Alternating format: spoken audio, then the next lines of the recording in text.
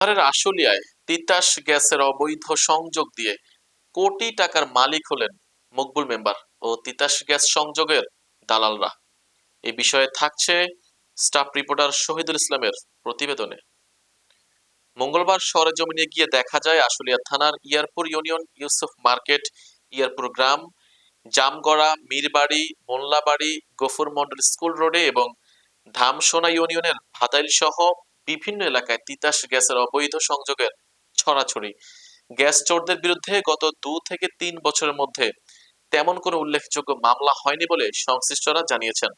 এসব গ্যাস বাণিজ্যের সাথে জড়িত কথিত তিতাস গ্যাসের সংযোগকারী ও এলাকার দালাল চক্র সদস্যরা ও গ্যাসের কর্মকর্তারা।